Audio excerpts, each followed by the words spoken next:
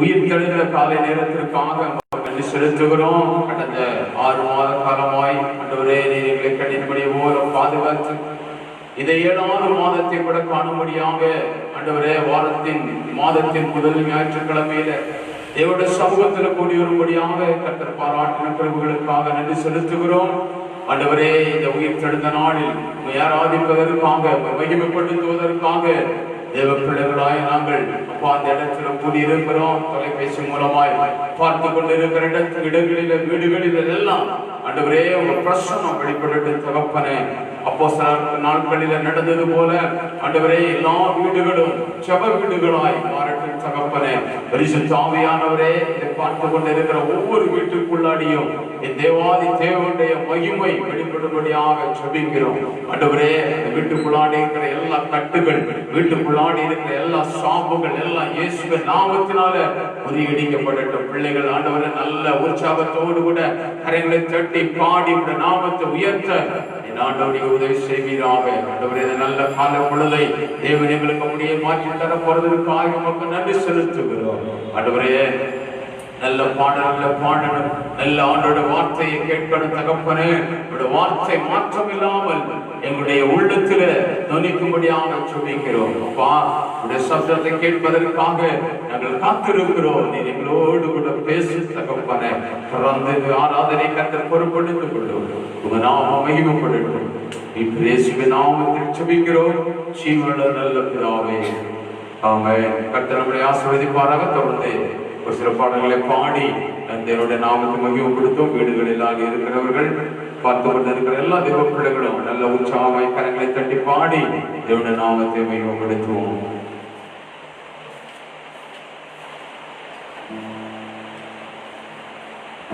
ஹல்லேலூயா. ஒரு சில பாடல்கள் பாடி அவருடைய நாமத்தை மகிமைப்படுத்துவோம்.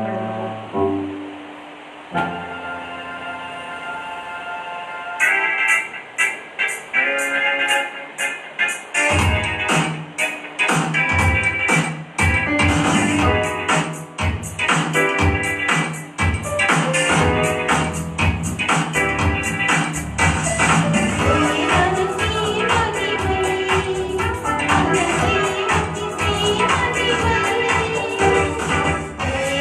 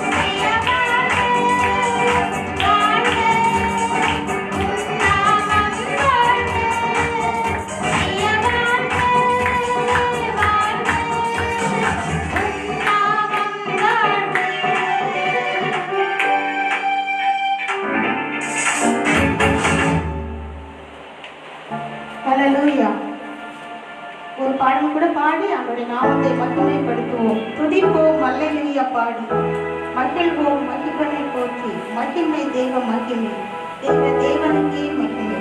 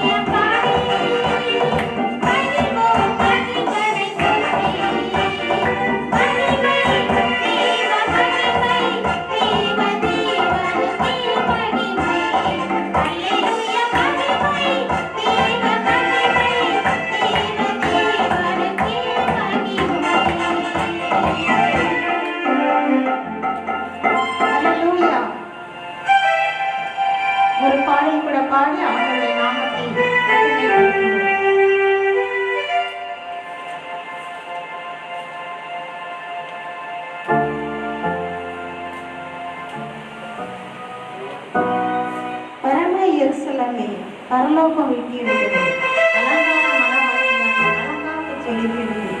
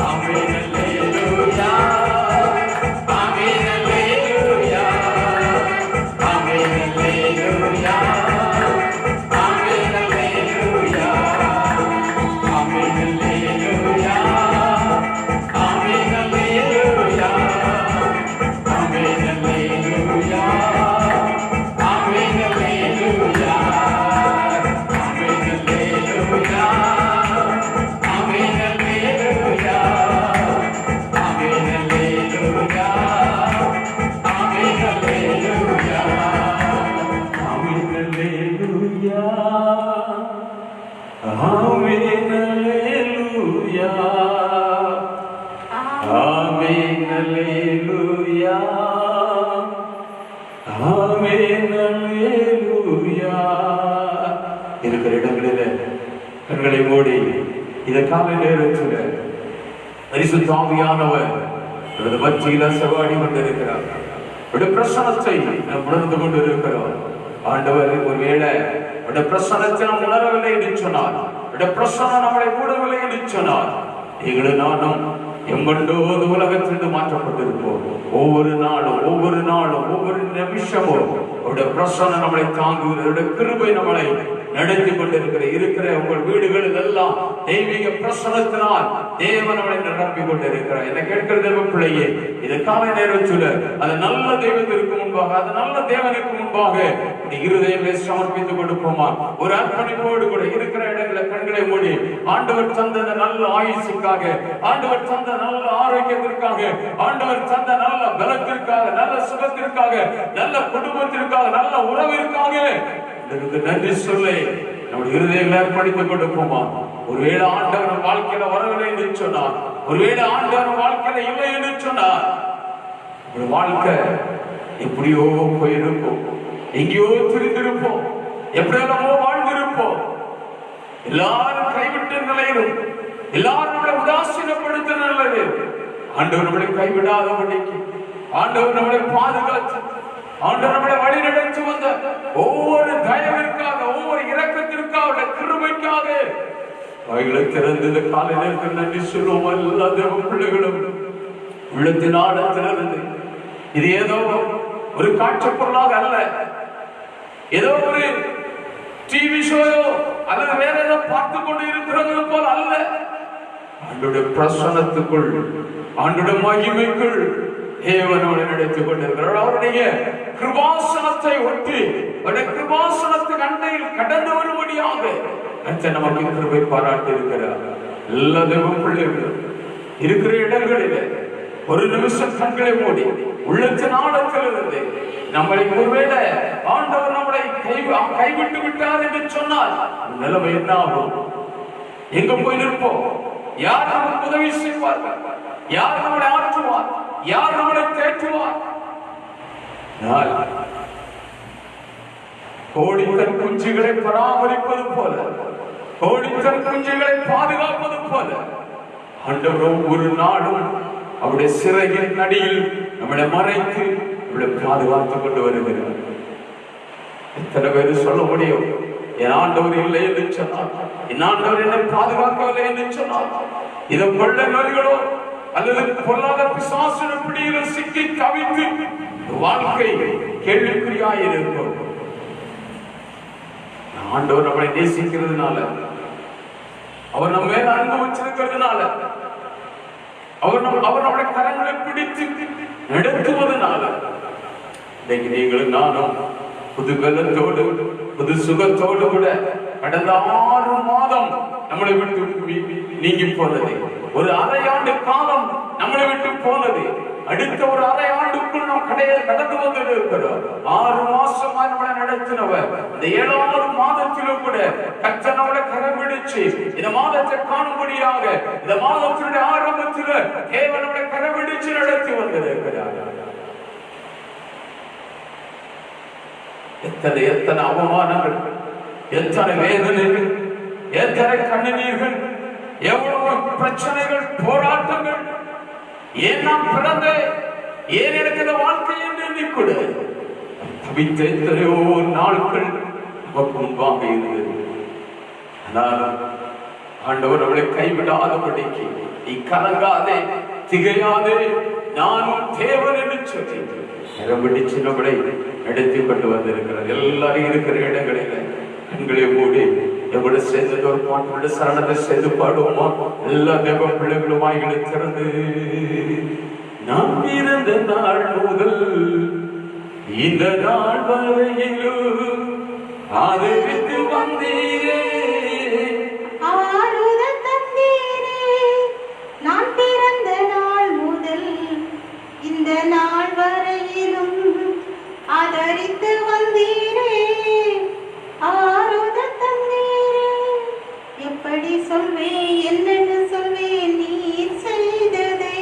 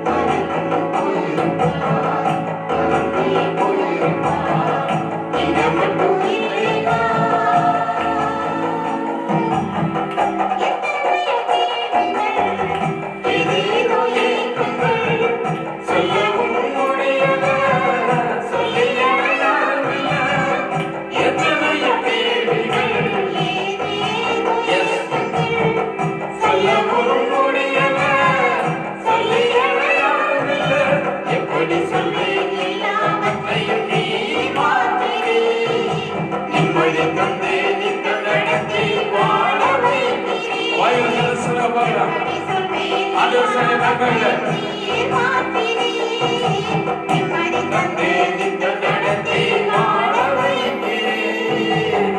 நீங்க மட்டும் இல்லைனா எங்கோ நான் சென்றிருப்பேன். எப்படியோ வாழ்ந்திருப்பேன். மண்ணுக்குள்ள போயிருப்பேன். மறந்து போயிருப்பா, மறந்து போயிருப்பா. நீங்க மட்டும் இல்லைனா சொந்தம் என்று சொல்லிக்கொள்ள யார் யாரும் இங்கு உண்டு. ஏன் என்று கேட்டிட யாரும் இங்கு வரவில்லை. சொந்தம் என்று சொல்லிக்கொள்ள யார் யாரும் இங்கு உண்டு. ஏன் என்று கேட்டிட யாரும் இங்கு வரவில்லை. எப்படி சொல்வேன் என்று சொல்வேன் நீர் செய்ததை. தோளின் மீது சுமந்து கொண்டு நடத்தி வருவதை. எப்படி சொல்வேன் என்னையும் தேடி நீர் வந்ததை. தோளின் மீது சுமந்து கொண்டு நடத்தி வருவதை. நீங்க மட்டும் இல்லைனா எங்கோ நான் சென்றிருப்பேன். எப்படியோ வாழ்ந்திருப்பேன். மண்ணுக்குள்ள போயிருப்பேன். மறந்து போயிருப்பா, மறந்து போயிருப்பா. நீங்க மட்டும் இல்லைனா நான் பிறந்த நாள் முதல் இந்த நாள் வரையிலும் ஆதரித்து வந்தீரே. ஆதரவு தந்தீரே.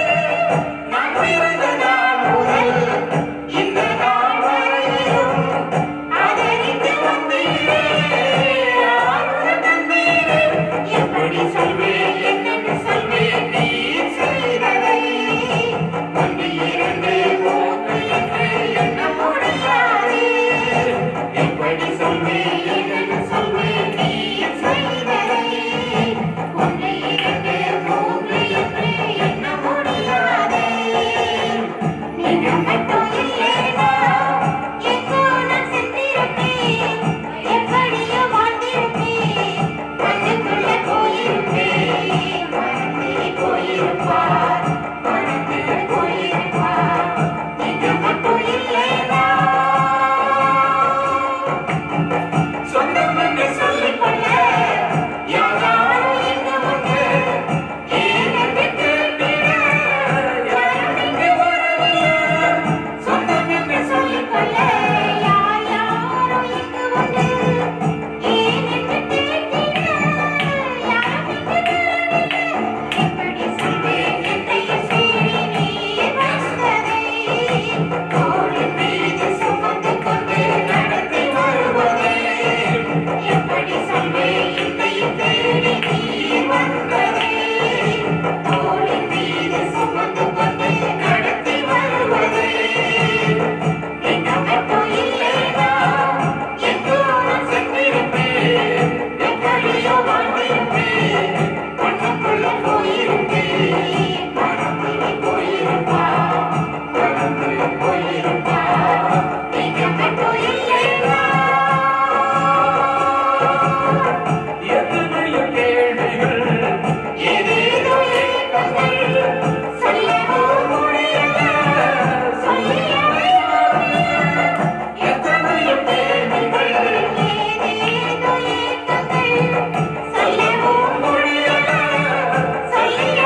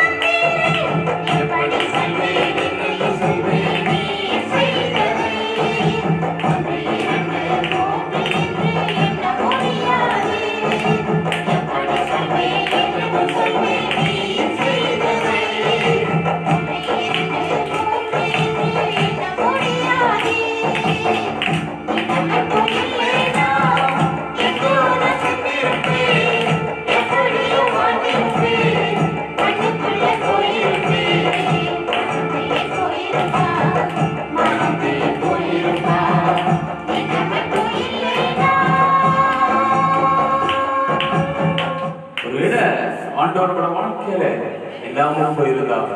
ஒருவேளை ஆண்டவர் நம்மளை தேடி வரலன்னு சொன்னார், ஒருவேளை நம்ம அந்த ஆண்டவரை பிடிக்கவில்லைன்னு சொன்னார், இன்னைக்கு நம்ம வாழ்க்கை எப்படியோ போயிருக்கும், எங்கேயோ வாழ்ந்திருப்போம்.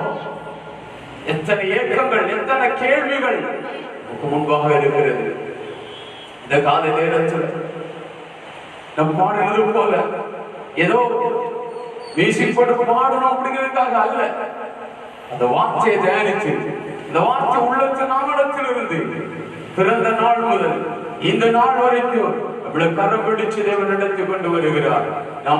நாம் பட்டு போயிரும், வனாந்தரத்துல ஆண்டு போயிரும், இதோடு முடிந்தது, இனி ஒரு ஆரம்பம் இல்ல, இனி ஒரு துவக்கம் இல்ல, இதோடு எல்லாம் முடிந்தது, இவ்வளவுதான் என்று விதி எழுதின இடத்துல ஆண்டவர் கடந்து வந்தார், கரம் பிடிச்சார், இவள் நடத்தி கொண்டு வந்தார்.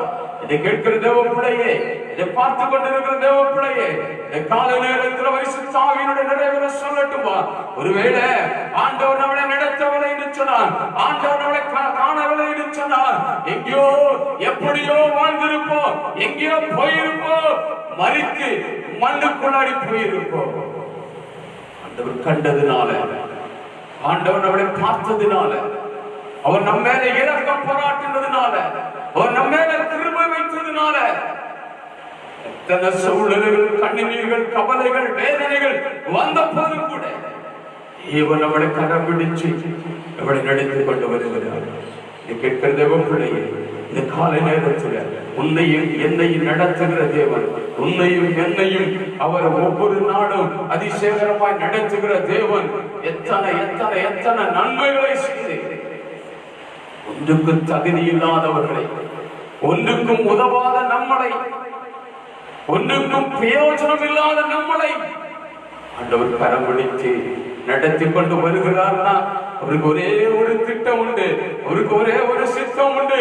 என் பிள்ளை நான் வாழ வைக்கணும், என் பிள்ளையோட கண்ணீரை நான் துடைக்கணும், என் பிள்ளை எல்லா விதத்திலும் உயர்ந்திருக்கணும்னு சொல்லி ஒரு தகப்பன் தன் பிள்ளையை குறித்து கருதுவது போல ஆண்டவர் நம்மளை குறித்து கருதியிருக்கிறார். ஒரு விசை ஆண்டவர் நம்ம மேல வைத்திருக்கிற பார்வையை நீக்கி விட்டார் என்று சொன்னார், எங்கேயோ போய்விடுது. சங்கீதக்காரன் சொல்லுகிறான், இம்மௌனமாய் இருந்தால் நாளமான குடியில் இறங்குவதற்கு ஒப்பாவேன் என்று சொல்லி ஒரு சனம் அவருடைய பார்வை மேல மீறினது என்று சொன்னார். ஒரு கணம் அவர் கண்களை மூடினார் என்று சொன்னார். வாழ்க்கை எப்படி ஆயிருக்கும், நம்ம சூழ்நிலை எப்படி ஆயிருக்கும், உன் பலம் கிடையாது, உன் படிப்பு கிடையாது, உன் பட்டம் கிடையாது, நீ வாழ்கிற வாழ்க்கை உன் சொந்தம் பந்த உறவுகள் கிடையாது.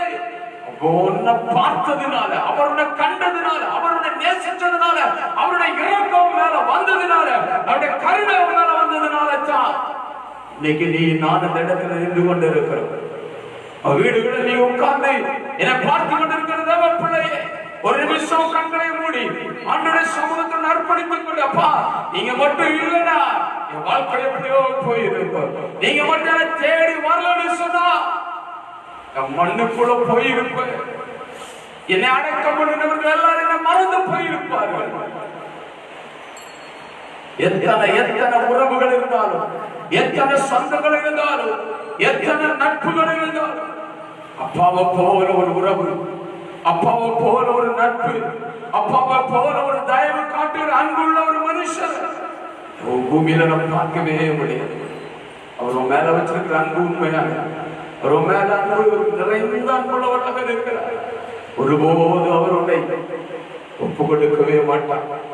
வேடனுடைய கண்ணிக்கும் பாலாக்கும் கொள்ளை நோய்க்கும் தப்பு வைக்கிறவர் இன்று வரைக்கும் உன்னையும் என்னையும் காத்து நடத்தி கொண்டிருக்கிறார். அந்த நல்ல தேவனை தான் எங்களை நாம் ஆராதித்துக் கொண்டிருக்கிறோம். மனுஷனால் உருவாக்கப்பட்ட தெய்வத்தை அல்ல, மனுஷனை உருவாக்கின தேவனிடமாக இருந்து கொண்டிருக்கிறோம். இது காலையில நம்மளை படைத்தவர், நம்மளை உருவாக்கினவர், நம்மளை தாயின் கற்பத்தில் கண்டவருக்கு முன்பாக இருதயங்களை படித்துக் கொண்டு போவாங்க. எல்லா தேவ பிள்ளைகளும் இருக்கிற இடங்களில் அப்பா நீங்க மட்டும் போது ஆண்டவர், இந்த உலகத்துல ஒண்ணுமே வேண்டாம், நீங்க கூட இருந்தா இந்த உலகம் பின்னாடி வரும் என்று சொல்லி ஆண்டவர் சமூகத்துல படித்துக் கொண்டு போவாங்க.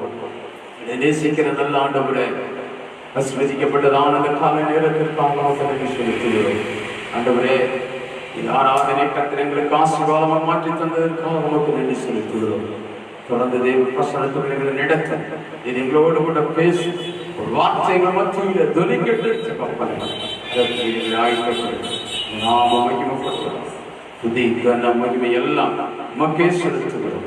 இப்ப நாமத்தில் செபிக்கிறோம். ஜீவனுள்ள நல்ல பிதாவே,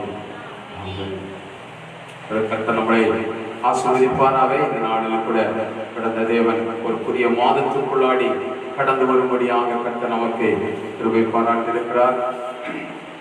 வருகிற வாரத்துல நமக்கு சபையில கூடி தேவனை ஆராதிப்பதற்கு கர்த்தர் நமக்கு கிருபை பாராட்டுவார். வருகிற வாரங்களில் ஆண்டவருடைய வருகை தாமதித்தால் நம் சபைகளில் கூடி நம் தேவனை ஆராதித்து அவருடைய நாமத்தை நாம் மகிமைப்படுத்த அந்த காலை நேரத்தில் கூட என்னை பார்த்து கொண்டிருக்கிற கேட்டுக்கொண்டிருக்கிற எல்லா தேவ பிள்ளைகளையும் கர்த்தர் ஆசீர்வதிப்பாராக. நாம் இந்த காலை நேரத்துல தேவனுடைய வார்த்தைக்கு நேராக நாம் கடந்து போவோம். எல்லா தேவ பிள்ளைகளும் இருக்கிற இடங்களில அந்த பயபக்தியோடு கூட தேவனுடைய வார்த்தைக்கு நம்மளை அர்ப்பணித்துக் கொடுப்போம். ஆண்டோட வார்த்தை மாத்திரம்தான் நம்மளை பாதுகாக்கும். ஆண்டோட வார்த்தை தான் நம்மளை விடுதலையாக்கும்.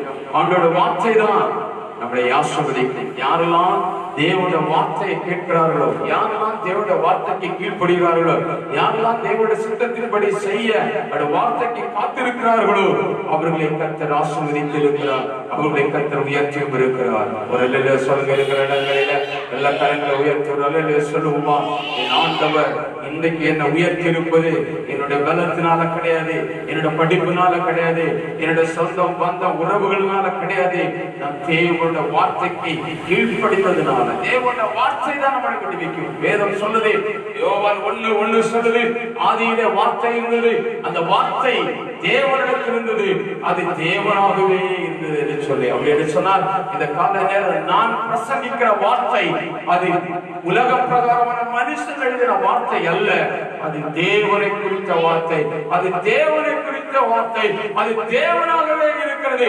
அந்த வார்த்தை தான் உங்கள் மனத்தில் பிரசங்கிக்க போகிறேன். கேட்டவர்கள் அத்தனை பேரும் ஆசீர்வதிக்கப்பட்டிருக்கிறார்கள். யாரெல்லாம் தேவனுடைய வார்த்தைக்கு கீழ்ப்படிந்தார்களோ, யாரெல்லாம் தேவனுடைய வார்த்தைக்கு தங்களை அர்ப்பணித்துக் கொடுத்தார்களோ, யாரு தேவனுடைய கட்டளையை கை கொண்டு நடந்தார்களோ அத்தனை பேரையும் கர்த்தர் ஆசீர்வதித்திருக்கிறார். அல்லேலூயா.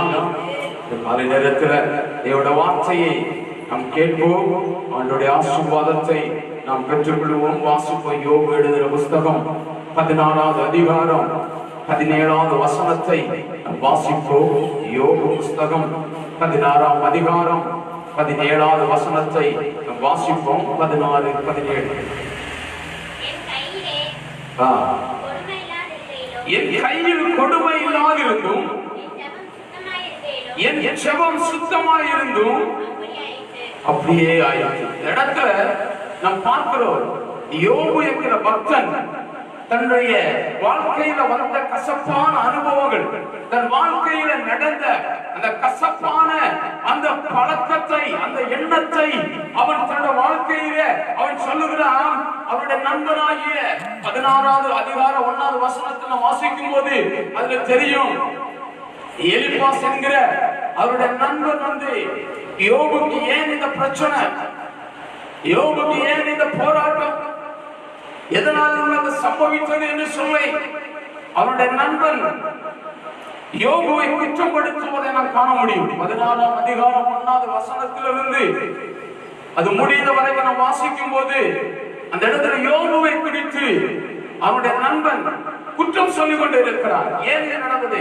நீ தேவனுக்கு பிரியம் இல்லாமல் இருந்திருக்கலாம், நீ தேவனுடைய வார்த்தையை மீறி இருக்கலாம், நீ தேவனுடைய சித்தத்தை செய்யாமல் இருந்திருக்கலாம் என்று சொல்லி அநேக குற்றங்களை அவர் யோபு மேல சுமத்துவதை நாம் பார்க்க முடியும். ஆனால் 16வது அதிகாரத்துல 17வது வசனத்தில் நாம் பார்க்கும்போது அந்த இடத்துல யோபு சொல்லுகிறார், என்ன சொல்லுகிறார்? என் கைகளிலே எந்த விதமான கொடுமையும் இல்லை, என் ஜெபம் சுத்தமாய் இருந்தது என்று சொல்லி யோபு தன்னுடைய நண்பனுக்கு பிரதியுத்தரமாக பதில் சொல்லுகிறார். என் கையில கொடுமை இல்லைங்க, என் ஜெபம் சுத்தமாக இருக்கிறது. ஆனால் ஏன் தேவன் எனக்கு இதை அனுமதித்தார், ஏன் எனக்கு நேரிட்டது என்று சொல்லி யோபுடைய அந்த புலம்பலை, அந்த யோபுடைய அந்த கஷ்டத்தை அவன் தன்னுடைய நண்பரிடத்தில் சொல்லுகிற ஒரு வார்த்தை தான் இந்த இடத்துல நாம் வாசிச்சது. 2 காரியங்கள் இந்த இடத்துல தேவன் நமக்கு சொல்லுகிறார். ஒன்று, கைகளில் கொடுமை இல்லை, இன்னொன்னு அவனுடைய ஜெபம் சுத்தமான ஜெபமாக இருந்தது. இல்லையா? இடத்துல நான் ஜெபத்தை குறித்து ஒரு சில காரியங்களை நாம் சிந்திக்க போகிறோம். வேகமாக நாம் வேத புத்தகத்தை திருப்பி சொல்லுற காரியங்களை வேகம் வாசிப்போம். ஜெபத்தில் என்னென்ன காரியங்கள் இருக்கு? யோபு ஜெபித்தான், யோபுடைய ஜெபம் கேட்கப்பட்டது, யோபுடைய சூழ்நிலைக்கு கர்த்தர் மாற்றத்தை உண்டு பண்ணினார். இதற்காக நான் சொல்லட்டுமா? சுத்தமான கைகளில் கொடுமை இல்லாமல் சுத்தமான ஜெபத்தோடு கூட யாரெல்லாம் ஜெபிக்கிறார்களோ அத்தனை ஜெபங்களும் தேவன் கேட்டு அவர்களுக்கு பதிலையும் கொடுத்திருக்கிறார். அல்லேலூயா. ஏதோ ஒரு நேரம் போக்குக்கான ஒரு ஜெபம் அல்ல, ஏதோ ஒரு பரியாரம், ஏதோ ஒரு பாஸ்டர் சொல்லிட்டாரே ஜெபிக்கணும் அப்படிங்கிறதுக்காக ஜெபம் கிடையாது. உள்ளத்து நாளத்தில் இருந்து யோபு தன்னுடைய காரியங்களை குறித்து, தனக்கு ஏற்பட்ட வேதனைகளை குறித்து, தனக்கு உண்டான நிந்தனைகளை குறித்து, தனக்கு உண்டான அவமானங்களை குறித்து அவன் ஒருபோதும் கவலைப்படவில்லை. அவன் அவனுடைய ஜெபம் எப்படிப்பட்டதாக என்று சொல்கிறான், சுத்தம் உள்ளதாய் இருந்தது என்று சொல்லி. நம்முடைய ஜெபங்களை நாம் வீடுகளில் ஜெபிக்கும் போது, சபைகளில் ஜெபிக்கும் போது நம்முடைய ஜெபத்தில் இருக்க வேண்டிய காரியங்கள் என்னென்ன, இருக்கக்கூடாத காரியங்கள் என்னெல்லாம் என்று சொல்லி நாம் சில காரியங்களை நாம் சிந்திக்க போகிறோம். அதற்கு ஆதாரமாக வாசிப்போம். நெகேமியா எழுதின புத்தகம் 1ஆம் அதிகாரம் 1 முதல் 5 உள்ள வசனங்களை வாசிப்போம். நெகேமியா 1ஆம் அதிகாரம் 1 முதல் 5 வரை உள்ள வசனங்களை சீக்கிரமாக வாசிப்போம்.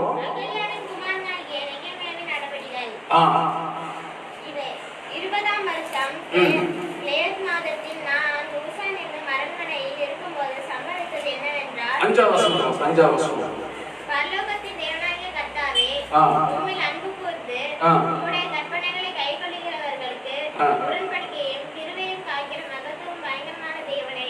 ஆமா, இந்த இடத்துல பார்க்கிறோம், நெகேமியா இஸ்ரவேல் ஜனங்களுக்கு ஏற்பட்ட அந்த நிந்தைகளை குறித்து, இஸ்ரவேல் ஜனங்களுக்கு ஏற்பட்ட அந்த அவமானங்களை குறித்து, அந்த பிரச்சனைகளை குறித்து தேவனிடத்துல அவன் முறையிடுகிறான். ஆண்டவரே, 6ஆவது வசனத்தை நினைக்கிறேன், அவன் இப்படியா சொல்ற, ஆண்டவரே நான் உமக்கு விரோதமாக பாவம் செய்தோம், ஆண்டவரே இந்த ஒரு விஷயம் எங்கள் மேல் மனமிறங்கும், என் பாவங்களை கழுவும் என்கிற ஒரு பாவ அறிக்கையை நாம் அந்த இடத்துல காண முடியும். 6ஆவது வசனத்தை வாசிங்க. நாங்கள் உமக்கு மிகவும் கெட்டவர்களாய் நடந்தோம். எப்படி நடந்தோமா? மிகவும் கெட்டவர்களாக நடந்தோம். நீர் உம்முடைய தாசனாகிய மோசேயோடு சொன்ன கட்டளைகளை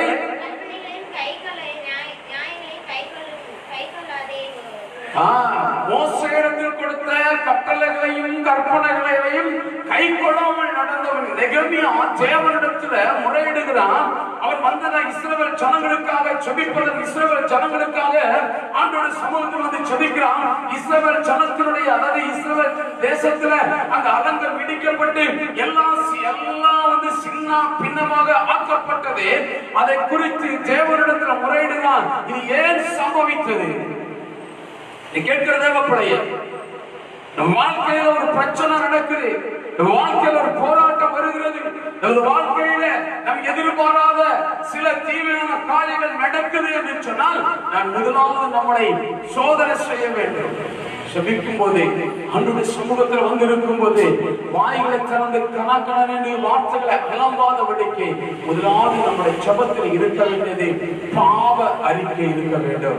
என்ன செய்யலாம்? நெகமியா ஆண்டவருடைய சமூகத்துல தன்னை அறிக்கை இடுகிற, ஆண்டவரே உமக்கு விரோதமாக என்ன செஞ்சோம்? பாவம் செஞ்சோம் ஆண்டவரே. அடுத்த ஒரு வசனத்தை வாசிப்பார். 2 நாளாகமம் புஸ்தகம் 7ஆம் அதிகாரம் 14வது வசனம். ஒருத்தர் சங்கீதம் 50வது சங்கீதம் 14-15 வசனங்களை வாசிப்பார். 2 நாளாகமம் 7ஆம் அதிகாரம் 14வது வசனம். இன்னொருத்தர் சங்கீதம் 50-14-15 வாசிப்போம்.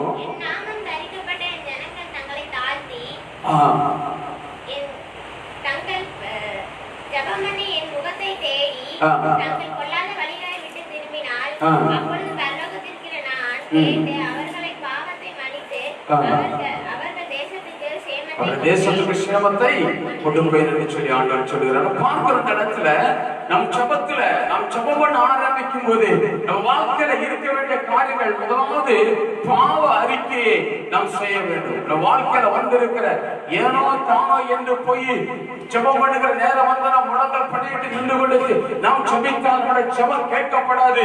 நம்முடைய ஜெபத்துல முதலாவது இருக்க வேண்டியது பாவ அறிக்கை இருக்கிறது. நெகமியா தேவனிடத்துல பாவத்தை குறித்து அறிக்கை செய்தான். இரண்டாவது நம்முடைய ஜெபத்தில் இருக்க வேண்டியது தாழ்மை. இந்த இடத்துல ஆண்டவர் சொல்லுகிறார், என் நாமம் தரிக்கப்பட்ட ஜனங்கள் தங்களை தாழ்த்தினார். அதாவது தேவ சமூகத்தில் மூன்றாவது காரியம் நம்ம ஜெபத்துல ஒரு பொருத்தனை இருக்கணும். வாசிக்க சங்கீதம் 50-14-15. ஆபத்து காலத்தில் என்னை நோக்கி கூப்பிடு, நான் உன்னை விடுவிப்பேன். 14வது வசனம் கூட வாசிக்க. என் தேவனுக்கு ஸ்தோத்திர பலியிட்டு உன்னதமானவருக்கு ஒரு பொருத்தனைகளை செலுத்தி பாருங்க. ஆபத்து காலத்துல ஆண்டவரை நோக்கி நாம் கூப்பிடணும்னு சொன்னால், அவர் நம்மளை விடுவிக்க வேண்டும் என்று சொன்னால், நாம் அவரை மகிமைப்படுத்துகிற விதத்தில் ஒரு அற்புதம் நமக்கு நடக்க வேண்டும் என்று சொன்னால் நாம் செய்ய வேண்டிய காரியம் என்ன தெரியுமா? தேவ சமூகத்தில் ஒரு பொருத்தனை உள்ளவர்களாக ஜெபிக்கணும். ஆண்டவருடைய சமூகத்தில் வரும்போது, ஜெபிக்க வரும்போது, ஜெபத்தில் இருக்கும்போது நம்ம வாழ்க்கையில பாவத்தை குறித்து அறிக்கையிடணும். இரண்டாவது தேவ சமூகத்தில் நம்மளை தாழ்த்தணும். மூணாவது நம்முடைய ஜெபத்துல ஒரு பொருத்தனை இருக்கணும். இந்த இடத்துல சங்கீதக்காரன் சொல்லுகிறான், ஆண்டவருக்கு என்ன செய்யணும்? ஒரு பொருத்தனையை செலுத்தி ஸ்தோத்திர பலிகளை இட்டு பொருத்தனை செய்யும் போது, ஆண்டவரை நோக்கி கூப்பிடும் போது ஆண்டவர் ஜெபத்தை கேட்டு நமது ஆபத்துகளில் நம்மளை விடுவித்து அவருடைய நாமத்தை மகிமைப்படுத்துகிற விதமாய் கர்த்தர் நம்மளை உயர்த்துவார். அல்லேலூயா, அல்லேலூயா. நம்ம வாழ்க்கையில் இருக்க வேண்டியது ஜெபத்துல தேவ பிள்ளைகளாக நாம் ஜெபிக்கிற தேவ பிள்ளைகளோட வாழ்க்கையில இருக்க வேண்டிய காரியங்கள் பாவ அறிக்கை இருக்கணும், தாழ்மை இருக்கணும், பொருத்தனை இருக்கணும். அடுத்து என்ன இருக்கணும் தெரியுமா? வாசிக்க 1 யோவான் புஸ்தகம் 5ஆம் அதிகாரம் 14வது வசனம். 1 யோவான் 5:14. இன்னொருத்தர் வாசிக்க யோவான் 14:14. ஒருத்தர் 1 யோவான் 5:14, யோவான் 14:14 வாசிக்க. நாம் எதையாகிலும் அவருடைய சித்தத்தின்படி கேட்டால், அவருடைய சித்தத்தின்படி கேட்டால் அவர் நமக்கு செவி கொடுப்பார் என்பது. அவர் நமக்கு போதும். அவர் நமக்கு என்ன கொடுப்பாரா? செவி கொடுப்பார். தேவ சமூகத்தில் ஒரு தேவ சித்தத்தோடு கூட வந்திருக்கணும். தெய்வீக சித்தம் இருக்கணும். ஜெபத்துக்கு வரும்போது தேவ சித்தம் இல்லாமல், தேவ திட்டம் இல்லாமல் ஏனோ தானோ என்று சொல்லி வந்திருந்தால் ஒரு ஜெபம் கேட்கப்படாது. அநேகருடைய வாழ்க்கையில இன்றைக்கும் ஜெபம் கேட்கப்படாமல் இருக்கிறது. அநேகர் ஜெபித்துக் கொண்டிருக்கிற ஜெபங்கள் கேட்கப்படாமல் இருக்க காரணம் என்ன தெரியுமா? தேவ சித்தம் அங்கு நடக்கல. சொந்த இஷ்டத்தை செய்வதற்காக, சொந்த சித்தத்தை செய்வதற்காக அவர்கள் வந்திருக்கிறார்கள். இது கேட்க தேவ பிள்ளையே, நீ ஜெபிக்க ஆரம்பிக்கும் போது நீ முதலாவது செய்ய வேண்டியது உன்னுடைய வாழ்க்கையை பாவத்தை குறித்து ஆண்டவருடைய சமூகத்தில் அறிக்கையிடணும். இரண்டாவது ஆண்டவருடைய சமூகத்தில் உன்னை தாழ்த்தணும். மூணாவது ஒரு பொருத்தனை உண்டாயிருக்கணும். நாலாவது அது தேவ சித்தம் உண்டாயிருக்கணும். அஞ்சாவது அது இயேசுவின் நாமத்தினால நீ ஜெபிக்க ஆரம்பிக்கணும். அல்லேலூயா. வாசிங்க யோவான் 14:14 அதிகாரம். என் நாமத்தினாலே ஜெபிக்க வரும்போது யாருடைய நாமத்தில் வரணுமா? இயேசுவின் நாமத்தில் கேட்கணும். அநேகர் ஜெபிக்க வரும்போது எப்படி இருக்கிறாங்க? எனக்கு ஜெபிக்க தெரியும், நான் ஊழியக்காரர், நான் ஊழியக்காரி, நான் சபையில விசுவாசியா இருக்கிறேன், நான் ஜெபித்தால் என்னுடைய ஜெபம் கேட்கப்படும், நீங்க எல்லாம் வாங்க நான் ஒன்றா சேர்ந்து ஜெபிப்போம் என்று அநேகரை திரட்டுவதை, அநேகர் கூட்டி சேர்ப்பதை பார்க்க முடியும். அங்கு மனுஷனுடைய நாமம் அந்த இடத்துல உயர்த்தப்படுகிறது தவிர தேவனுடைய நாமம் உயர்த்தப்படவில்லை. இந்த இடத்துல ஆண்டவர் அழகாக சொல்லுகிறார், என்னுடைய நாமத்தினால. யாருடைய நாமத்தினால? இயேசுவின் நாமத்தினால நீங்கள் எவையெல்லாம் கேட்பீர்களோ அவைகளெல்லாம் என்ன செய்வீர்கள்? ஏற்றுக்கொள்ளப்படுவீர்கள். அல்லேலூயா. இந்த காலையில ஆண்டவருடைய நாமத்தில் கேட்கணும். ஜெபத்துக்கு வந்திருக்கும் போது நாம் செய்ய வேண்டிய காரியங்கள், முதலாவது நம் வாழ்க்கையை பாவ அறிக்கை செய்யணும். இரண்டாவது நம்மளை தேவ சமூகத்தில் தாழ்த்தணும். மூணாவது நமக்கு பொருத்தனை இருக்கணும். நாலாவது அதை தேவ சித்தமாக இருக்கணும். அஞ்சாவது நாம் இயேசுவின் நாமத்தினால நாம் ஜெபிக்கணும். மனுஷனுடைய நாமத்தினால அல்ல, பாஸ்டருடைய நாமத்தினால அல்ல, அங்க கூடியிருக்கிற விசுவாசியுடைய நாமத்தினால அல்ல, தேவ நாமத்தினால் இயேசுவின் நாமத்தினால நாம் கூடி ஜெபிக்கும் போது நம்முடைய ஜெபங்கள் கேட்கப்படும். அல்லேலூயா. ஒருவேளை நம்முடைய ஜெபம் தாமதமாக இருக்கலாம், நம்முடைய ஜெபத்திற்கு பதில் வருவது தாமதமாக இருக்கலாம். என்னால் எத்தனை தாமதித்தாலும் நம்முடைய ஜெபம் வீணா போகாது. ஜெபத்திற்கு பதிலை தரக்கூடியவர் நமது மத்தியில் இருக்கிறார். அல்லேலூயா. காலை நேரத்தில் என்னை கேட்கிற தேவர்களையே, வாழ்க்கையை திரும்ப சோதனை செய்யணும். ஏன் என்னுடைய ஜெபம் கேட்கப்படல? ஏன் என்னோட வாழ்க்கையில என்னுடைய ஜெபத்துக்கு இன்னும் பதில் வரல? ஏன் நான் ஜெபிக்கிற ஜெபத்தை ஆண்டவர் கேட்கல? எதனால் இதுவைகள் எல்லாம் சம்பவிக்கிறது என்பதை உன் வாழ்க்கை நீ சுய பரிசோதனை செய்யணும். உன் வாழ்க்கை நீ சுய பரிசோதனை செய்து உன் வாழ்க்கையில என்னெல்லாம் சித்தம் இல்லாமல் தேவ சித்தம் இல்லாமல் இருக்குதோ அதை எல்லாம் விட்டு விடணும். ஜெபிக்கிற தேவ பிள்ளைகள் தான் கர்த்தருக்கு அவசியம். ஜெபம் பண்ணாத வாழ்க்கை, ஜெபம் இல்லாத கிறிஸ்தவ வாழ்க்கை, அது ஜெயத்தை பெறவே முடியாது. பேருக்கு கிறிஸ்தவனாக இருக்கலாம், பேருக்கு நான் சர்ச்சைக்கு போகிறேன்னு சொல்லலாம். ஆனால் நீ சர்ச்சைக்கு போறதுனாலயோ அல்லது பைபிளை எடுத்துக்கிட்டு ஞாயிற்றுக்கிழமை வீதி வீதியாக பிரசங்கிக்கிறதுனாலயோ அல்லது வீடுகளில் கூட்ட ஜெபம் நடத்துறதுனாலயோ பிரயோஜனம் கிடையாது. நீ ஒரு கிறிஸ்தவனாக, நீ ஒரு கிறிஸ்தவ பெண்ணாக, ஒரு கிறிஸ்தவனாக இருப்பாய் என்று சொன்னார். வாழ்க்கையில ஜெபம் இருக்கணும். ஜெபம் இல்லாத வாழ்க்கை அது ஜெயமே இருக்காது. வாழ்க்கையில தோல்விகளால் சம்பவித்துக் கொண்டிருக்கிறது என்று சொன்னார். வாழ்க்கையில தோல்விகளை மாத்திரம் பார்த்து கொண்டு இருப்பாய் என்று சொன்னால் இன்னைக்கு ஒரு தீர்மான இடை வாழ்க்கையில ஜெப நேரத்தை கூட்ட வேண்டியது அவசியமாக இருக்குது. ஜெபிக்கிற நேரத்தை கூட்டணும். வாழ்க்கையில ஜெபம், வாழ்க்கையில ஜெபம் இருந்தால் மாத்திரம்தான் நீ ஒரு ஜெயாளியாக, ஒரு ஜெயத்தை அடைகிற ஒரு பெண்ணாக, ஜெயத்தை அடைகிற ஒரு மனுஷனாக மாற முடியும். தோற்று தோற்று தோற்று தோற்று வாழ்க்கையில விழுந்துகிட்டே இருக்கிறோம். இன்னும் ஜெயிக்க முடியலையே என்று சொல்லி ஒருவேளை நீங்க கலங்குவீர்கள் என்று சொன்னால் தற்போது தாரக மந்திரம் இதுதான். நீ ஜெபிக்கிறவளாக மாறுவாய் என்று சொன்னால் கர்த்தர் உனக்கு ஜெயத்தை தருவார். எந்த இடம் போனாலும், எந்த இடத்துல போனாலும் நின்றாலும் ஒரு ஜெயத்தை பார்க்க வேண்டும் என்று சொன்னால் நீ ஜெபிக்கிறவளாக, நீ ஜெபிக்கிறவனாக நீ இருக்க வேண்டும் என்பதை தேவ சித்தமாக இருக்கிறது. ஜெபத்திற்கு நேரம் ஒதுக்க முடியாது, ஜெபிக்க முடியாது, நீ ஆண்டவருடைய சமூகத்தில் அமர முடியாது என்று சொன்னால் எந்த விதத்திலும் ஆண்டவரிடத்திலிருந்து ஒரு ஆசீர்வாதத்தை பெற்றுக் கொள்ளவே முடியாது. ஒரு சொல்லுவோமா? நம் ஜெபத்துல இருக்க வேண்டிய காரியங்களை குறித்து 5 காரியங்களை பார்த்தோம். முதலாவது நாம் பாவ அறிக்கை செய்யணும்.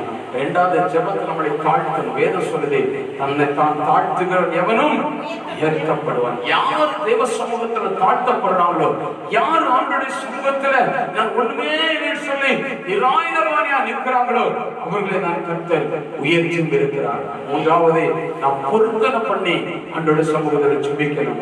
நான்காவது அது தேவ சித்தத்தோடு கூட ஜெபிக்கணும்.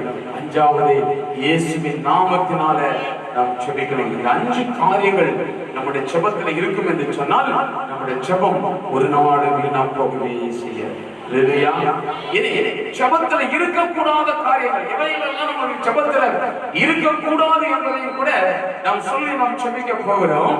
அதற்காக நாம் வாசிக்கிற மார்க் எழுதின சுவிசேஷம் 9ஆம் அதிகாரம் 22 23வது வசனத்தை நாம் வாசிப்போம். நம்முடைய ஜெபத்துல இருக்கக்கூடாத காரியங்கள் எவையெல்லாம் வாசிங்க. மார்க் 9ஆம் அதிகாரம் 22 23 வசனங்களை. அவருடைய தகப்பனை நோக்கி இது இவனுக்கு உண்டாகி எவ்வளவு காலமாயிற்று என்று கேட்டார். 21ஆம் வசனத்தை வாசிங்க. அவர் அவருடைய தகப்பனை நோக்கி இது இவனுக்கு உண்டாகி எவ்வளவு காலமாயிற்று என்று கேட்டார். அதற்கு அவன் சிறு வயது முதற்கொண்டே உண்டாயிருக்கிறது. இவனை கொல்லும்படி அது அநேக தரம் தீயிலும் தண்ணீரிலும் தள்ளிற்று. நீர் ஏதாகிலும் செய்யக்கூடுமானால் எங்கள் மேல் மனதிறங்கி எங்களுக்கு உதவி செய்ய வேண்டும் என்றான்.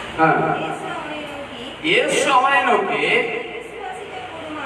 நீ விசுவாசிக்க கூடுமானால்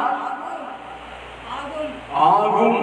இயேசு அந்த வியாதிஸ்தனாக இருக்கிற அந்த மனுஷனிடத்துல அந்த மனுஷன் ஆண்டோட சமூகத்துல கொண்டு வந்த போது இயேசு அவர்களுக்கு சொல்லுகிறார், எவ்வளவு பெரிய வியாதியாக இருந்தாலும் சரி, எவ்வளவு பெரிய பிரச்சனையாக இருந்தாலும் சரி, எவ்வளவு பெரிய போராட்டமாக இருந்தாலும் சரி, நீ விசுவாசித்தால் அவர்கள் என்ன செய்வோம் உனக்கு சம்பவிக்கும் என்று சொல்லி 19வது வசனத்துல நான் பார்க்கிறோம். 18ஆம் வசனத்துல நான் வாசிக்கிறேன். அது அவனை எங்க பிடித்தாலும் அங்கே அவனை அலைக்கழித்தது. அப்பொழுது அவன் நுழைத்தள்ளி பல்லை கடித்து சோர்ந்து போகிறான். அதை துரத்தி விடும்படி உடைய சீசரிடத்தில் கேட்டு அவர்களால் கூடாமல் போயிற்று. பாருங்க, இந்த வியாதி பிடிச்ச மனுஷனை ஒரு ஊமையான ஆவி பிடித்திருக்கிற ஒரு பிசாசு, ஊமையான பிசாசு பிடித்திருக்கிற ஒரு மகனை தகப்பன் தேவனிடத்தில் கொண்டு வருகிற இயேசுவிடத்தில் கொண்டு வருகிறாரு. அப்ப இயேசுவிடத்தில் வந்து சொல்றாரு, ஐயா உங்களுடைய சீசர்கள் ஜெபம் பண்ணாங்க, ஆனால் இவைகள் கேட்கப்படவில்லை. உங்கள் சீசர்கள் இவருக்காக கரங்களை வைத்து ஜெபித்த போது இவனை பிடித்திருக்கிற அந்த ஊமையான பிசாசு, அந்த ஆவி அவனை விட்டு போகவில்லை என்று சொல்லி ஒரு பராதியமாக ஆண்டவருடைய சமூகத்துல அந்த அசுத்தாவி பிடித்திருக்கிற மகனுடைய தகப்பன் இயேசுவிடத்துல சொல்லுகிறார். அது இயேசு அந்த இடத்துல சொல்லுகிறாரே, விசுவாசம் இல்லாத சந்ததியே ஏது வரைக்கும் உங்களோடு கூட இருப்பேன். முதலாவது நம்ம வாழ்க்கையில ஒரு அற்புதம் நடக்கணும். முதலாவது நம்ம ஜெபத்துல ஒரு அற்புதம் நடக்கணும்னா நமக்கு தேவை என்ன தெரியுமா? விசுவாசம் இருக்கணும். இந்த இடத்துல சீசர்கள் அவிசுவாசப்பட்டார்கள். நான் ஜெபித்தால் இது நடக்குமா? நான் ஜெபித்தால் இந்த பிசாசு என்னை விட்டு போகுமா? நான் ஜெபித்தால் என்னுடைய வியாதி குணமாகுமா என்று சொல்லி தங்களுடைய ஜெபத்தை குறித்து அவிசுவாசத்தோடு கூட விசுவாசம் இல்லாமல் அவர்கள் ஜெபித்தார்கள். வாழ்க்கையில சில நேரங்களில் நாம் இப்படிதான், நாம் ஜெபிக்க உட்கார்ந்துருவோம், நாம் ஜெபிக்க ஆரம்பிப்போம். இது நடக்குமா?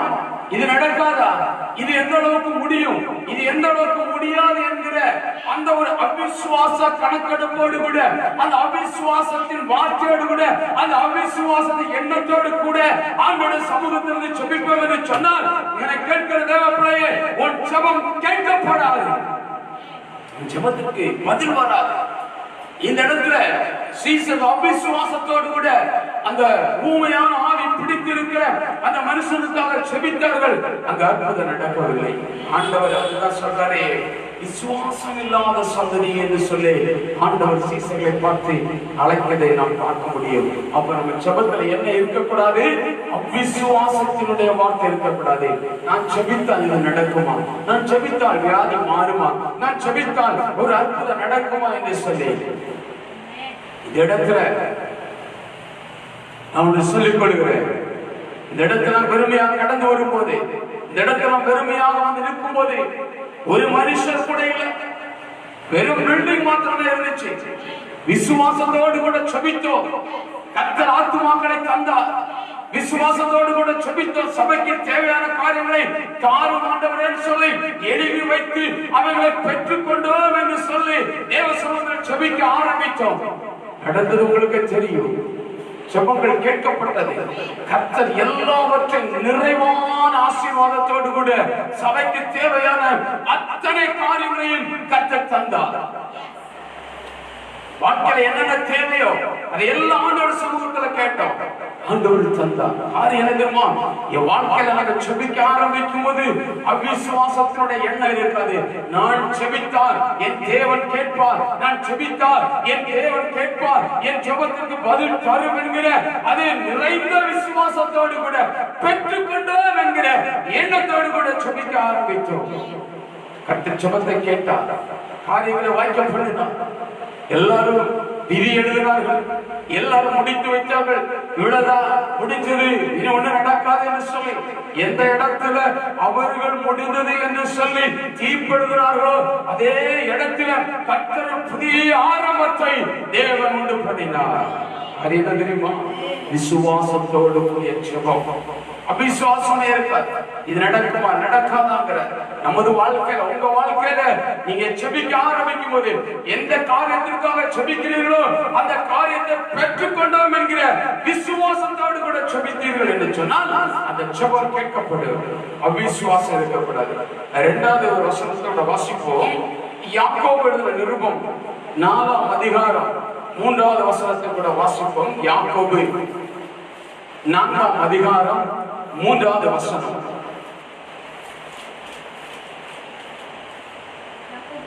நான்கு மூன்று. நீங்கள் விண்ணப்பம் பண்ணியும் உங்கள் ரகசியங்களை நிறைவேற்றும்படி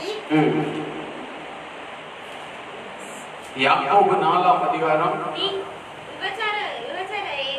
விபச்சாரிகளே 4ஆம் அதிகாரம் 3வது வசனம். யாக்கோபு 4ஆம் அதிகாரம் 3வது வசனம்.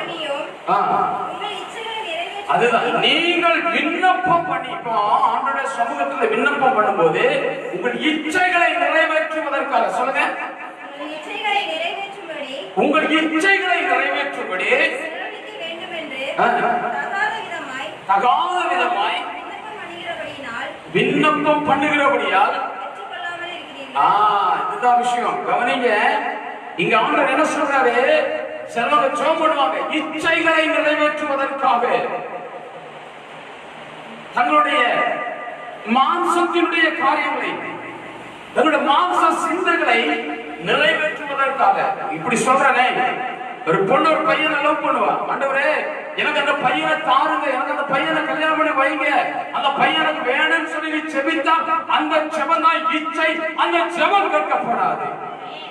அல்லது அடுத்த பக்கத்து வீட்டுக்காரன் நல்லா வாழ்கிறான், நான் ஏன் இப்படி இருக்கிறேன், எனக்கு அதே போல வாழ்க்கை உலக பிரகாரம் இச்சையான வாழ்க்கையை தாங்காண்டவரே, நான் உலக பிரகாரமாக உயரணும் சொல்லி கேட்கிற அந்த ஜெபம் ஆண்டவருடைய சமூகத்தில் என்ன செய்யப்படாது? கேட்கப்படாது. ரகசியமான பாவங்களுக்காக ஜெபிக்கிற அநேக வாலிப பிள்ளைகளை இந்த நாட்களில் காண முடியும். ரகசியமா செய்யற பாவங்களுக்காக ஆண்டவருடைய சமூகத்தில் ஜெபிக்கிறவர்கள்.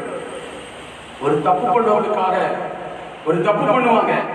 அவங்க என்ன கேட்பாங்க? ஆண்டவர்கிட்ட, ஆண்டவரே நான் பண்ணுகிற இந்த தப்புல நான் மாட்டிக்கொள்ளாதபடிக்கு நீங்க என்ன பாதுகாத்துக் கொள்ளுங்க ஆண்டவரே சொல்லி ஜெபம் பண்ணுவாங்க.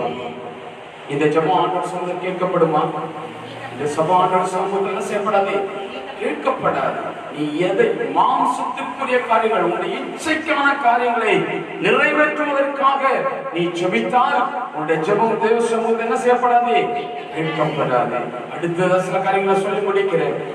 ஜெபம் பண்ணும்போது இருமனம் இருக்கக்கூடாது, சந்தேகம் இருக்கக்கூடாது. இது நடந்தால் நடக்குமா நடக்காதுங்கிற சந்தேகம் இருக்கக்கூடாது. ஜெபத்துல சோர்வு இருக்கக்கூடாது. கடைசியா நீ ஜெபம் ஆரம்பிக்கும் போது மற்றவர்களை குற்றத்தை மன்னிக்கிற ஒரு தன்மை உன் வாழ்க்கையில் இருக்க வேண்டும். அல்லேலூயா. அதை கூட வாசிச்சிருவோம். மார்க் சுவிசேஷம் 11ஆம் அதிகாரம் 25வது வசனம். மார்க் 11:25. நீங்கள் ஜெபம் பண்ணும்போது ஒருவர் பேரில் யாதொரு குறைவு உண்டாயிருந்தால் பரலோகத்தில் இருக்கிற உங்கள் பிதா உங்கள் தப்பிதங்களை மன்னிக்கிறது போல நீங்களும் அவர்களுக்கு என்ன செய்யணுமா? மன்னிக்கணும். குறைகளை மன்னிக்கணும். அவனுடைய சமூகத்தில் வந்திருந்து செபிக்க ஆரம்பிக்கும் போதே ஒருவர் மேல ஏதாவது குற்றங்கள் இருக்கும் என்று சொன்னால், ஏதாவது குறைவுகள் இருக்கும் என்று சொன்னால், முதலாவது தேவன் நம்மை மன்னித்தது போல நாமளும் மனுஷர்களை மன்னிக்கிற தன்மை உள்ளவர்களாக நாம் மாற வேண்டும். வாசிச்சோம். நான் யோபு சொல்லுகிற காரியத்தை குறித்து நம்ம இந்த இடத்துல சிந்தித்தோம். அவனை தன்னுடைய ஜெபத்தை அவன் சுத்தமாக வைத்திருந்தான். கைகளிலே அவனுக்கு எந்த விதமான குற்றமும் இல்லை. கைகள் எந்த விதமான கொடுமை இல்லை. அந்த ஜெபம் சுத்தமாக இருந்ததினால யோபுவினுடைய ஜெபம் தேவ சமூகத்தில் எட்டினது. யோபுவினுடைய ஜெபத்திற்கு கர்த்தர் பதில் கொடுத்தார். யோபு தன்னுடைய சிநேகிதருக்காக, தன்னுடைய நண்பர்களுக்காக ஜெபித்த போது யோபுவினுடைய வாழ்க்கைக்கு ஒரு மாற்றத்தை கர்த்தர் கொடுத்தார். யோபு ஜெபிக்க ஆரம்பிக்கும் போது அவன் கைகளில் கொடுமை இல்லை. அவனுடைய ஜெபம் பரிசுத்தமாக இருந்தது. அவன் செஞ்சது நல்லதுமா? தான் ஜெபிக்க ஆரம்பிக்கும் போது முதலாவது பாவ அறிக்கை செய்தான். இரண்டாவது தன்னை தேவ சமூகத்தில் தாழ்த்தினான். மூணாவது ஒரு பொருத்தனை பண்ணி ஜெபித்தான். நான்காவது அதை தேவ சித்தத்தோடு கூட ஜெபித்தான். அஞ்சாவது அதை இயேசுவின் நாமத்தினால ஜெபித்தான். அந்த ஜெபத்தில் இருந்த இந்த 5 காரியங்கள்னாலதான் அவனுடைய ஜெபம் கேட்கப்பட்டது. அந்த ஜெபத்திற்கு பதில் வந்தது. நம்ம ஜெபத்தில் இருக்கக்கூடாத காரியங்கள், அவிசுவாசமான காரியங்கள் நம் ஜெபத்தில் இருக்கக்கூடாது. மாம்சத்திற்குரிய இச்சைகளை நிறைவேற்றுகிற ஜெபம் இருக்கக்கூடாது. அந்த மாம்சத்திற்கு காரியங்கள் தேவனுடைய பார்வையில தப்பாக தெரிகிற காரியங்களுக்காக தேவ சமூகத்தில் போய் ஜெபிக்க கூடாது. உன்னுடைய இச்சை நிறைவேற்றுவதற்காக நீ ஜெபித்தால் அந்த ஜெபம் கேட்கப்படாது. அந்த ஜெபத்திற்கு பதில் வராது. அந்த ஜெபம் திரும்ப சுவற்றில் எரியப்பட்ட பந்து போல அது நம்மிடத்திலே திரும்பி வரும். ஒன்றாவது இருமனம் இருக்கக்கூடாது. ஜெபிக்கிற நேரத்துல நாம் கண்களை மூடி ஜெபிக்கும் போது வாய்கள் தேவனுடைய நாமத்தை உச்சரித்துக் கொண்டிருக்கும், மனம் ஊடாரி சஞ்சரித்துக் கொண்டிருக்கும். நாம் இருப்பது ஒரு இடம், நம்முடைய எண்ணங்கள், நம்முடைய சிந்தனைகள் எல்லாம் வேறொரு இடத்துல இருக்கும். அந்த மாதிரி இல்லாதபடி, இருமனம் இல்லாதபடிக்கு ஒரு மனதோடு கூட தெய்வ சமூகத்திலிருந்து ஜெபிக்கணும். சோர்வு இருக்கக்கூடாது. எந்த ராத்திரியானாலும் எந்த பகலானாலும் அன்றைய சமூகத்தில் ஜெபிப்பதற்கு உற்சாகம் உள்ளவர்களாக இருக்கணும். மற்றவருடைய குற்றத்தை மன்னிக்கிற அந்த பக்குவத நமக்கு இருக்கணும். இந்த காரியங்கள் எல்லாம் தெய்வ சமூகத்துல நம்ம அர்ப்பணிக்கணும். உங்க வாழ்க்கையில தெய்வ சமூகத்துல இருக்கக்கூடாத காரியங்களை குறித்து சொன்னோம். அவிசுவாசம் இருக்கக்கூடாது. இச்சைகளுக்காக ஜெபிக்க கூடாது. இருமனதோடு கூட ஜெபிக்க கூடாது. சோர்வோடு கூட ஜெபிக்க கூடாது. மற்றவருடைய குற்றத்தை மன்னிக்காமல் நீ ஜெபிக்க கூடாது.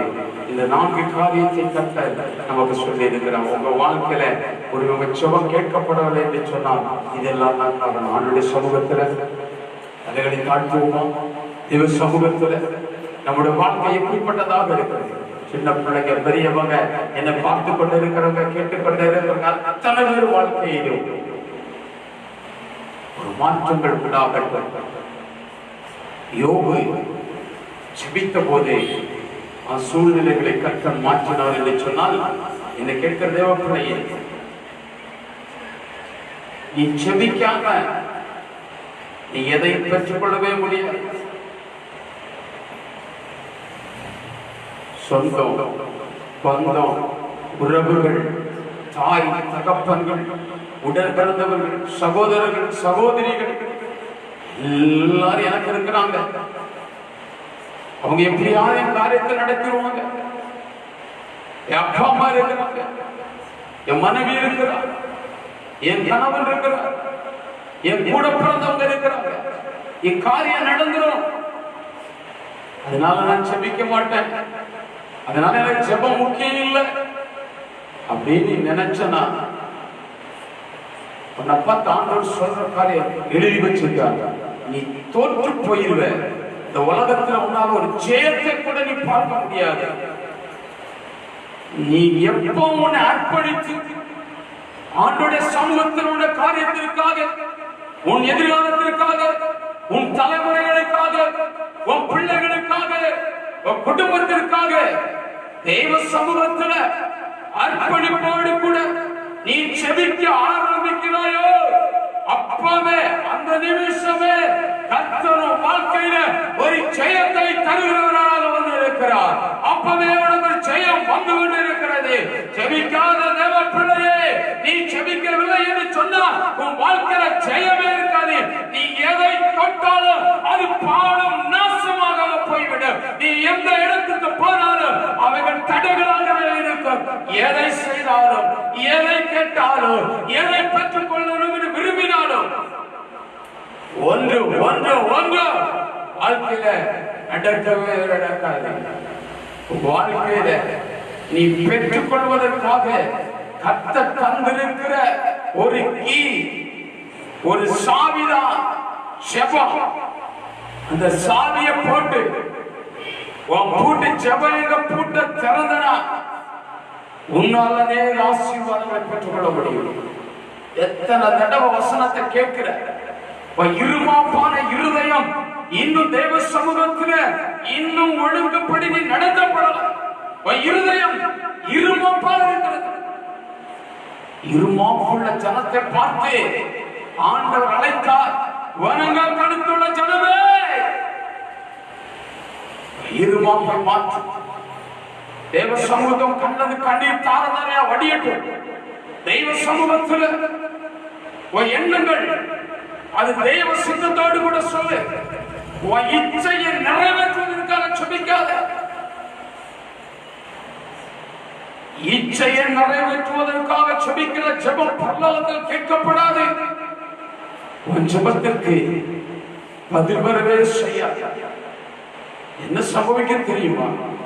உன் கூட உள்ளவங்க, உன் பக்கத்து வீட்டில் உள்ளவங்க, உன் அயலார், உன்னுடைய சொந்தம் பந்தம் எல்லாரும் உயர்த்தப்பட்டு ஆசீர்வாதத்தின் வாசல்ல கூட கடந்து போகும்போது நீ மட்டும் கண்ணீரினுடைய பள்ளத்தாக்கில் நின்று கொண்டே இருப்பாய். நீ கண்ணீரினுடைய பள்ளத்தாக்கில் நிற்பாய். நீ ஜெபிக்கிற தேவ பிள்ளையாய் இருந்தால் வாழ்க்கையில ஜெபம் இருக்கும் என்று சொன்னார். மரண இருளின் பள்ளத்தாக்கில் நடந்தாலும் பொல்லாப்புக்கு நீ பயப்பட வேண்டிய அவசியம் வராது. நீ பொல்லாப்பை குறித்து பயப்படுகிறாய் என்று சொன்னால், வியாதியை குறித்து பயப்படுகிறாய் என்று சொன்னால், மரணத்தை குறித்து பயப்படுகிறாய் என்று சொன்னால், உலகத்தை குறித்து பயப்படுகிறாய் என்று சொன்னால், வாழ்க்கையில ஜெபம் இல்லை. ஜெபத்தை அசால்ட்டு பண்ணுகிற, அஜாக்கிரதை பண்ணுகிறது. ஜெபிக்கிறவங்க தான் தேவனுக்கு முக்கியம். ஜெபிக்கிறவங்க தான் ஆண்டவருக்கு அவசியம். ஜெபிக்கிற தேவ பிள்ளைகள் தான் உயர்த்தப்படுவார்கள். ஜெபிக்கிற தேவ பிள்ளைகள் தான் ஆசீர்வதிக்கப்படுவார்கள். வாழ்க்கை எது நோக்கி போய்கொண்டிருக்கிறது? இச்சையை நிறைவேற்றுவதற்காக ஜெபிக்காத. சோர்வோடு கூட தேவ சமூகத்தில் ஜெபிக்காத. ஆண்டவர் பாவத்தை மன்னித்தது போல, குற்றத்தை மன்னித்தது போல நீயும் மற்றவர்கள் மன்னிக்கிற தன்மையோடு கூட ஜெபத்துக்கு வரணும். மன்னிக்கிற தன்மை இல்லாமல் நீ பல மணி நேரம் தேவசோதி ஜெபித்தால் ஜெபம் கேட்கப்படும். காலையில கேட்க திருவசனங்களுக்கு முன்பாக நம்முடைய படித்துக் கொடுப்போம். ஆண்டவரே, இந்த நல்ல காலை நேரத்திற்காக மக்கள் நன்றி செலுத்துவோம். தகப்பனே, வார்த்தைகளுக்காக ஸ்தோத்திரம். ஜெபத்தில் இருக்க வேண்டிய காரியங்கள் எவை என்றும், இருக்கக்கூடாத காரியங்கள் எவை என்றும் தேவன் தெளிவாக எங்களோடு கூட பேசியிருக்கிறேன். பேசின வார்த்தைகளுக்காக ஸ்தோத்திரம். ஆண்டவரே, இந்த வார்த்தையை கேட்ட ஒவ்வொரு உள்ளத்திலும் ஒரு மாறுதல் உண்டாக என் ஆண்டவர் உதவி செய்வீராக. பரிசுத்த ஆவியானவர் பெரிய காரியங்களை சொல்லுங்கள். தொடர்ந்து வந்து பிள்ளைகளை நடத்த இந்த மாதம் முழுவதும் தேவையான நன்மையான காரியங்களை கொடுத்து ஒன்றுக்கும் குறைவில்லாதபடிக்கு நிறைவான ஆசீர்வாதத்தோடு கூட தேவன் அவர்களை நடத்தும்படியாக சொல்லுகிறோம். தகப்பனே, இந்த இடத்துல பார்த்து கொண்டிருக்கிற கேட்டுக்கொண்டிருக்கிற எல்லா தேவ பிள்ளைகளையும் கர்த்தர் ஆசீர்வதியும். ஒவ்வொரு வீடும் பரிசுத்த ஆவியினுடைய பாதுகாப்புக்குள்ளடி இருக்கிறது. ஒவ்வொரு ஜனத்தையும் கர்த்தர் பாதுகாத்து பிரிந்து போயிடும். யாத தேவ கிருபை கொண்டிருக்கிறோம். இப்ப இயேசுவின் நாமத்தில் ஜெபிக்கிறோம். ஜீவனுள்ள நல்ல பிதாவே, என் ஆத்துமாவே கர்த்தரை ஸ்தோத்திரி, என் முழுவதுமே என்னுடைய பரிசுத்த நாமத்தை ஸ்தோத்திரி. என் ஆத்துமாவே கர்த்தரை ஸ்தோத்திரி, அவர் செய்த சகல உபகாரங்களை மறவாதே. ஆமென். ஆசீர்வாதம் பிதாவாகிய தேவனுடைய அன்பு, குமாரனாகிய கிறிஸ்துவின் கிருபையும், பரிசுத்த ஆவியானவருடைய ஐக்கியமும் அன்யோன்ய ஸ்நேகமும் எல்லா தேவ பிள்ளைகளோடு கூடயும், இதை பார்த்து கொண்டிருக்கிற கேட்டுக்கொண்டிருக்கிற தேவ பிள்ளைகளோடு கூடயும் இன்று முதல் இயேசுவின் வருகை வரைக்கும் உண்டாயிருப்பதாக. ஆமென். இந்த பகல் காலம் செய்த இந்த தேவனுக்கு அல்லேலூயா சொல்லுவோமா? அல்லேலூயா, அல்லேலூயா, அல்லேலூயா. ஆமென். இயேசுவே சீக்கிரம் வாருமே. ஆண்டவரே ஆசீர்வதிப்பார்.